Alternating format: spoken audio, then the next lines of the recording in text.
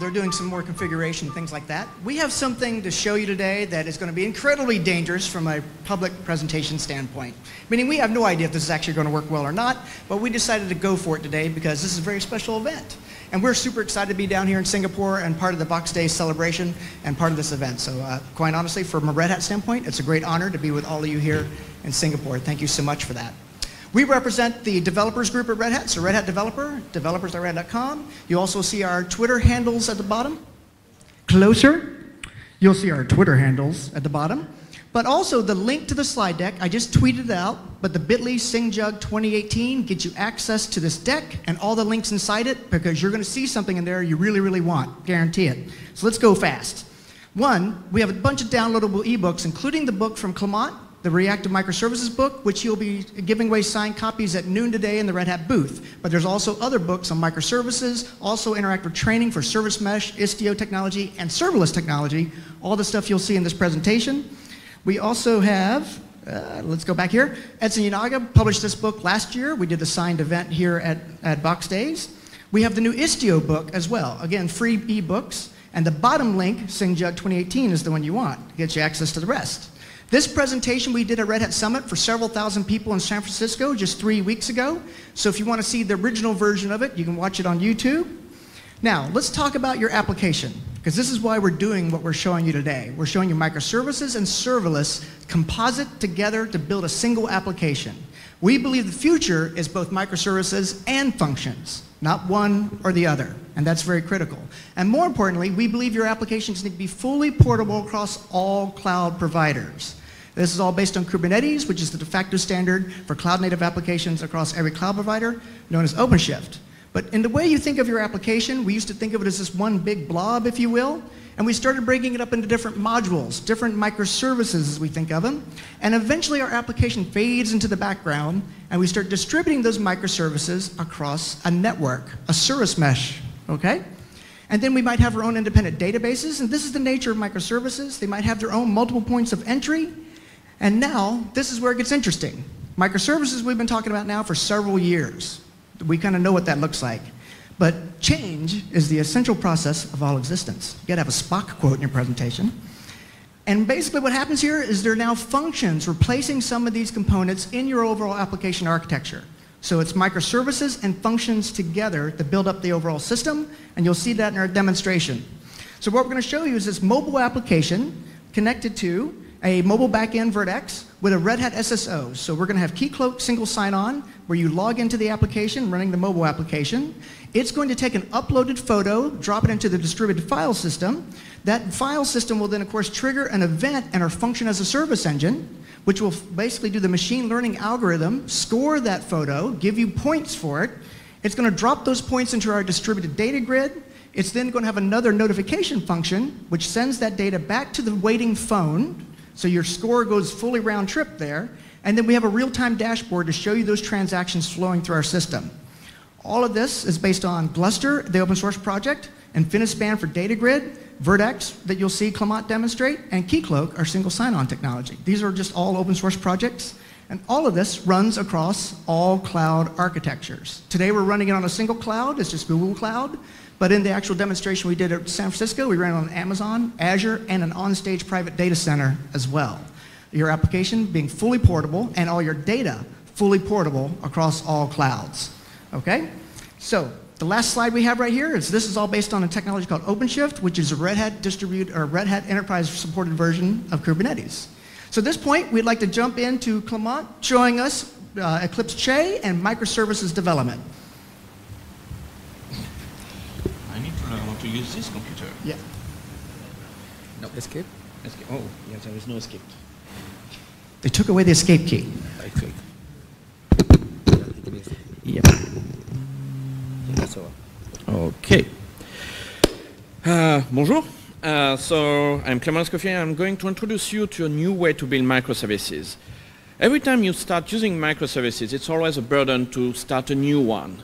Because you need to generate a project, to set up your Git repository, to set up your Jenkins, your continuous delivery, and so on. So thanks to the new launcher from Red Hat OpenShift Application Runtimes, you can do that in 2 minutes. Let me show you. This is a new launcher. In the new launcher, the first thing you would choose is where do you want to deploy your new microservice. And I'm going to use OpenShift, which is the OpenShift instance we are using for the game. Then you select a stereotype for your microservice. So you do that in 2 steps. The first one, you select a mission.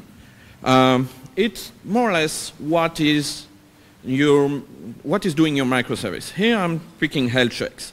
And in Red Hat OpenShift application runtimes, you are not limited to a single technology. You can choose the one you like. So we support Wildfire Swarm, our microprofile implementation, Spring Boot, Node.js, Fuse, and Eclipse Vertex. Eclipse Vertex is a toolkit to build reactive application and reactive system for the JVM. And I'm going to use Vertex not only because I love it, but because it gives you superpowers to build application as interactive as the one you are going to use in a few minutes. Then you configure your Git provider, and you go to the last stage, you review everything, and you set up the application. And this launcher is not only going to generate the code or the code repository, it's also going to configure your OpenShift instance with all the hooks and all the configuration to do continuous build every time you are pushing your code to your Git repository. So if I go there, it should already start building our microservice. Okay, there is almost no code inside, just what has been generated, but at least it's something. Well, this is not my computer, and I want to start hacking this microservice right now. It's not my computer, it doesn't have an escape key. So you can go to GitHub and check what has been generated here. Okay, so this is the code. I can take this, go to Eclipse, a cloud IDE for cloud native development, drop it here, and Eclipse is going to generate a workspace already configured for my microservice. This is not my system, not my laptop, and I can immediately start developing my microservices whether to have and to install anything on this laptop. It's going to generate everything, so how to run the application, how to debug it, and so on. So I already have created a workspace here with the code of the microservice that you are going to use in a few minutes. So this is exactly this code, and look, it's not a small project now. It has quite some classes and so on, and you can use Eclipse to run it and debug it.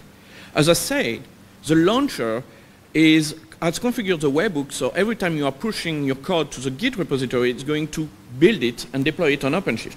But sometimes you want something a little bit more fast or agile. And in Che, you just go there, run it, and it's going to package and run your microservice in Che, whether to have installed anything. So it's using Maven, but you don't have to have Maven installed.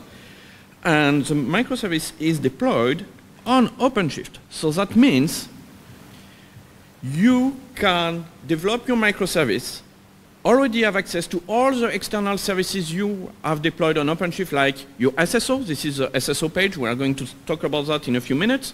But also your databases, your data grid, your data repository, and so on. Everything that you have deployed on OpenShift is already accessible there. And I didn't leave my browser to do that. So in a few minutes, we did generate a new microservices using the Red Hat OpenShift application launcher. We selected the mission and the runtime.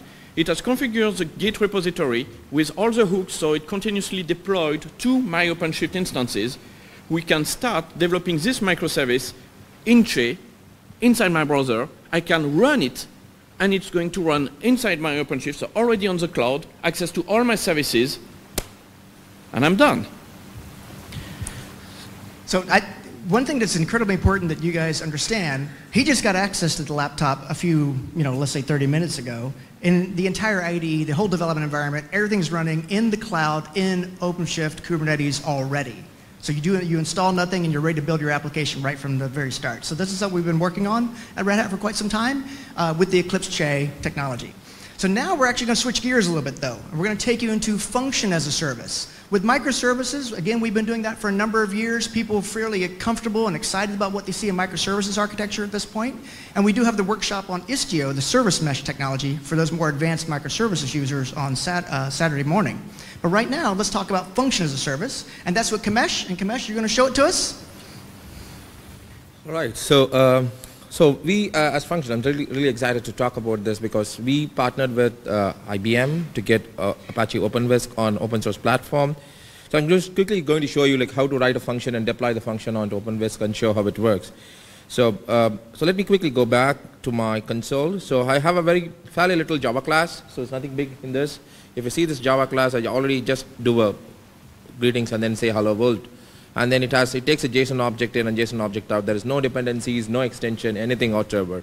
So I'm just going to quickly create this. I've already packaged this, saving the time. I'm just going to run this command to create the action. This is the command that I usually use to create action now for you. If you see this, it's just creating an action using a Whisk tool, which is a CLI tool that OpenWhisk provides you to create the function and deploy the function onto OpenWhisk platform. So let's go ahead and do this quickly. So I'm just going to start creating this function for you. The function is up there, and then I'm going to quickly invoke the function once from the command line using a result, right? So what I'm going to do is like I'm just going to say hello Whisk, and then there you go. So you got all the functions up and running there for this. So what if you want to do a quick change, it's not so tough. I'm just going to say hello Voxxed days 2018, and then I'm going to go clean package. I'm not even going to install this, so it's fairly easy. Okay. Test case. Okay, my test case failed, so I can do skip test. So that one I was about to tell about that a bit later because it's so easy that functions made me to write test every time. So there I go. So I deployed this, and then I'm going to do this right now, update it back. I'm not doing any other change right now. So what I'm going to do right now to show you is like how Kubernetes OpenShift platform handles this. I'm just going to run this in loop and show you how the containers comes up and goes for you in a flash of seconds. If you see here, on this side, you see this function is coming up, and then it waits for some time, and then it goes out, comes up, goes out, and all these stuff. So it's gone. Again, the next function comes up, the container comes up again, and then goes out again. So that's what it lives. It's short-lived, on demand, when I need to invoke the function. That's what it does. Right? Yeah, so that's the very nature of function. Actually, bring up the code for us one more time. So if you look at the code, it's a simple POJO, and of course the test cases reflect that. It's simply running a main method, and it's JSON input and JSON output. A function is meant to be a fairly small piece of body, a fairly small body of business logic with that simple input and output. And then of course it's very ephemeral, and it runs based on the event that's triggering it, in this case the invoke command that he's invoking. So what happens is when we upload that photo from our phone in a little while, it's going to look for the photo showing up in the file system and then run the event, which is the machine learning algorithm on it, and you'll see that. So when he was talking about uploading, so I'm just going to quickly show you like how do you upload. So we have Gluster here. I'm just going to quickly get into the Gluster FS and then show you how it's worked up. 1 minute. So I need to end the show here. Sorry. Yeah. So this is a Gluster CFS here for you. I think I just was trying something to upload a few images. I'm just going to upload one image quickly from my command line and just say, okay, I'm just going to do SG2. Just watch this name here. So I'm just going to say, you will see the same file up there. And then I have tulips JPEG uploaded here. So the moment quickly, if you see this here, you'll see this SG2 one, which is already uploaded for you right up there. So it's from the command line. It's going to do the same thing again when you start playing the game in a few minutes. It's going to upload this, and then it's going to be replicated across the clouds. For example, so I have 3 instances of Gluster running for me. So I'm just going to go to one more instance of Gluster and show you where it is. So I'm just going to go to one more server, let's say 54. And then I'm going to say that, okay, here you go. Test 1, it's another Gluster instance, and you see that this particular file is already there. So this is going to happen similarly when you are across the clouds. It's going to synchronize across the clouds, and then it's going to make it work. Right now it's just on Google Compute Engine right now for this. So that's a very important point. The shared file system in this case, not only is it replicating in this case across Google to Google, it is a file system that basically sits underneath Kubernetes. We call it container native storage. It means that all your pods don't have to be ephemeral. One thing that's interesting about Kubernetes a lot of people don't understand is you don't have to be truly 12-factor and stateless, as you can be very stateful with an old legacy monolithic application. And one of the things that allows you to do is bind persistent volumes, PVCs and PVs, into every pod, into every container. And you can use Gluster for that. And the beauty of Gluster is this dynamic replication that it'll do across all the nodes in your network. including cross-cloud. So let's say we lose the cloud that we're in right now, all the data that we had in Gluster is actually on the other clouds as well. And that replication technology is called Halo. So Gluster is an incredibly powerful file system. It's very unique from this perspective that it can go cross-cloud. And all your data, all your binary data remains your data, right? You take it with you. So actually, can you click on the tulips? I'm curious to see if we can see the picture of the tulips. Yeah. If it'll render it correctly. Yeah, there we go. So that's just using the S3 API and standard curl commands. You can put get, it's all the standard CRUD operations you're used to from a REST perspective. Okay? And so that's cool. Now we got to show you one more bit of the data. There's the binary objects, the files you're uploading, but there's the scores, the business data, if you will, what we think of as database data. And we can show you our in-memory data grid, which also has the same interesting replication capability. So we're going to show you in Finispan, the data grid, and you'll see exactly how that works. Okay, so right now what I'm going to show you is I'm just going to pull out some players who already have played the game. So I'm just going to do it. If you see this curl command here, that means just a normal SQL query, but it's an in-memory database replicated across 3 different clouds. So right now what I'm going to do is I'm just going to go select player ID and player name for you and then do an execute, just like how do you execute a query. Right now we have 10 things. What I'm going to do right now is I'm just going to grab this guy up. If you remember this name, this guy is called as Quiver Antelope. It's a good name. I like antelope a lot because it eats ants. And then I'm going to do a get of this, and then I'm going to get this data for you and then see what this player look like. Okay, his name is this, and then what I'm going to do right now is go back to my port and then go and update the data right there.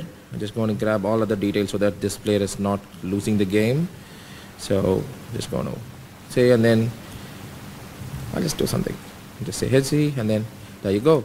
So when I go back and execute again, so you see the data is got back here. So if you see this guy has got the node. If you are playing the game, then if you refresh your browser back, and you should see that player name is changed for you as well. So think of Infinispan as a NoSQL in-memory database. That's exactly what it is. We have our nice API that we interact with it, and we have this nice user interface, but it can be used directly inside your Java application like an everyday cache. The delta is it will basically replicate itself across all the nodes that you have in your cluster, including multiple clouds again. So you can actually have all your regular data, just like you see here, in this JSON format that we have stored it in, replicated everywhere. So all your binary data and all your regular, what you can think of as just standard data in a NoSQL form. So it's super nice. I like what we see there, but we have a couple more things to show you. What do you guys think so far? Cool? All right, well, you guys are kind of quiet and asleep. Come on now. Okay, we're going to need you to wake up because we're going to need you to participate in this. So you've seen now what we do with microservices. You've seen what we do with functions. You've now seen what we do with the data, both in terms of Gluster and the binary data, and as well as the, let's call it relational data part of your application. But we also want to show you the SSO capability. Okay, so the single sign-on concept. So Clement's going to show us that. Yeah, if I have to. Okay. Which screen is it? So just for the clarity's sake, it's going to be here because all Clemens is on incognito mode. Yeah, it's better. So when you are going to use a game in a few minutes, you are going to land on this page. It's a page that starts the application. This page is powered by Red Hat SSO based on the GBoss Keycloak upstream project. When you do microservices, when you do function, when you handle data, security is really, really critical. And Red Hat SSO or Keycloak is going to manage all the authentication aspect of your system using a single console where you can configure everything. So for example, this is a login page that has been configured from this console here. So here I set the name and stuff like that. I can also, obviously, and I don't remember the password. So just one sec. And this is all those, security matters, but password are just too complicated for me. It's the password? Yeah.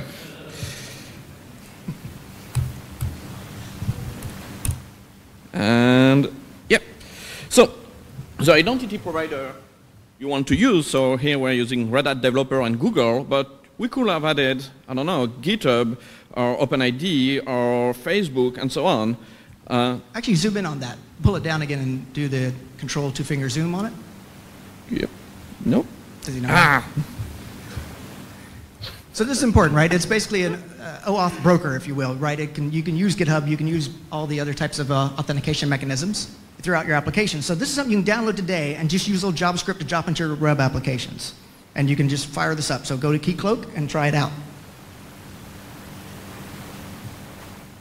And here I can configure absolutely everything for this new identity provider, and it will be automatically added to your login page. Yeah. Or it's like this. Yeah, okay. Another thing you can do is check who is connected right now. So I can check for Burr. And no, Burr is not connected. Kamesh? Yeah. Kamesh is connected. So Kamesh is connected 3 times because he needs 3 users to win the game. So let's try to be a little bit more fair and take this one and disable him like this. One toggle button, and Kamesh can't play the game anymore, at least with this email address. Well, we're going to need him to play the game, so just go ahead and re-enable him if you don't mind. Okay. But some other aspects about Keycloak you guys should be aware of. It gives you the login screen, the registration screen. You can basically add forgot password. All of those capabilities you see in a typical authentication system is all part of Keycloak, and you get all that for free, and you can skin it with whatever you want your user interface to be. And it runs as a standalone service outside of your application. And again, if you have an AngularJS application, you just take a little bit of JavaScript and drop it in, and you're ready to go. And you get all that as part of the application. So definitely check out Keycloak, and it's going to be part of what you log into when you actually get access to the mobile application. So what we want to do now is actually show you the game on the phone. So right here. Okay, we're going to run a demonstration of what this game looks like. It is just a progressive web app, a downloadable mobile app, if you will, but it's purely browser-based. So we just got to get the projector to sync up with our phone. And then you kind of see what it looks like. And then we go into, it looks like it is plugged in. Are you guys getting a signal back on the projectors?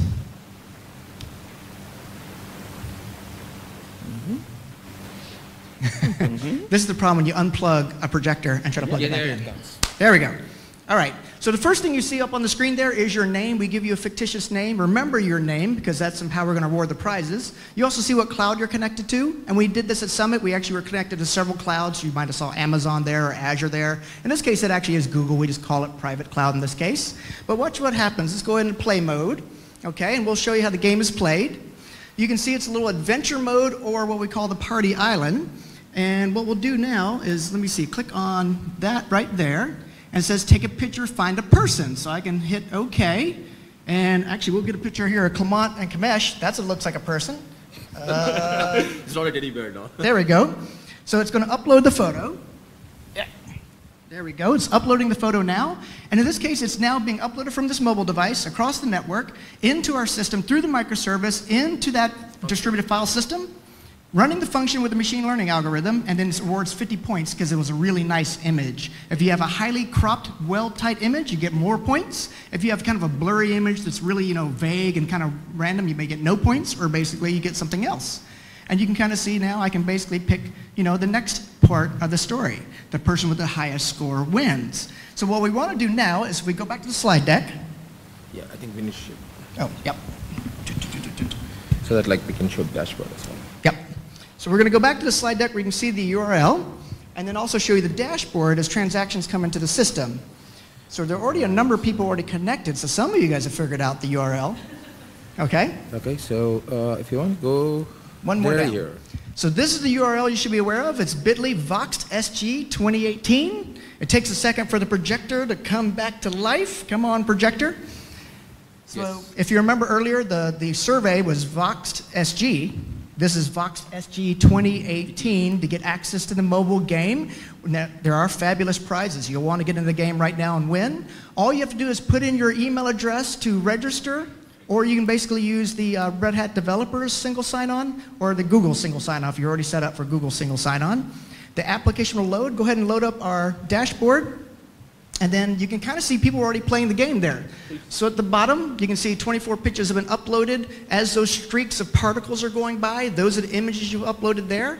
And you can kind of see we have Cliff Collar in the first place position, Lily Tongue in the second place position, Battle Stallion, in third place position. And the images you're looking for are actually in that top screen. Now, you guys really want to win this game, so what you want to do is jump out of your chair and get up closer to the screen to get a nice image there, right? I really want that teddy bear, that clock, that smartphone. I want that apple, and that way you can gain maximal points by having a really nice, tight image. What we're using for the AI algorithm is this thing called TensorFlow, right? You guys might have heard of TensorFlow from the Google folks, and another one called YOLO. So YOLO, you only look once. It's a pre-trained open source model that does all the character or optical recognition for you for free, and then basically gives you a bounding box and a score associated with that image. If it's looking for a horse, it says, oh, we think we found a horse. It has this percentage likelihood and confidence that it's a horse, and gives you a bounding box that shows you where on the screen the horse is. We use that in our function as a service engine to reward points based on that. So we're kind of moving through the system now. We only have a few seconds longer. Who's Battle Stallion, by the way, in the audience? Is there someone here on stage? Is it Kamesh? Okay. All right. So actually, let's do this. Let's put everybody on pause for a second. Okay. And let's see. I'm curious to see if the pause works, because we're having problems with our web sockets. Okay. We learned that, so you guys now are paused, right? So this is actually an important point. We want to keep a real-time bidirectional communication WebSocket between the server and all your mobile devices right now. If you remember a year ago, we did the balloon popping game, same idea. This is a similar idea, but this is where Vertex, a microservice, and a fully reactive engine really shines. I have a real-time communication mechanism. So as a matter of fact, I can also put in storm mode, because let's say something bad might happen here, and I don't know if our dashboard will react, but your phone will also. So you'll see it flash and interact with you. It's just kind of a funny thing we did there. Basically, you're having a storm in the cloud kind of thing. Okay? And then we need to go to game over, and you'll see our winners there. If you could, Kamesh, zoom in on our winners. We actually are out of time right here. We're actually right on time, aren't we? So we need the fringe shark. Do the two-finger zoom. Yeah. Battle Stallion and Lavender Snapper. Who are you? Come up here. And where's Juliana from Red Hat team? Oh, there. Yeah. Okay. You're the new Juliana. Fantastic. Where's our winners? And who are you, sir? Battle Stallion. Yes, I'm Battle Stallion. Fantastic. All right, so we got something cool for you here. It looks like a Raspberry Pi and Comanche's book. Oh, nice. Yeah, Thank yeah. you so much. Thank you. And where's our other two winners? Come on, you don't have to be shy. We have the Fringe Shark and we have Lavender Snapper. And it could be someone outside this room, because I did tweet out the URL too. It is possible. Okay, but if you actually see your name on the top 10 list here, could you show us all top 10, Kamesh? You're only showing 7? Then you go see Juliana and the folks in the Red Hat booth. We have prizes for all 10 winners. So keep that in mind. So I want to thank you guys so much for playing our game, participating in our keynote demo here. Hopefully you guys saw something really awesome and something kind of mind-blowing. Go check out Kame's session on reactive microservices just after this session. Come see us for the serverless session later in the day, or come to our Istio Service Mesh session workshop tomorrow. Thank you so much.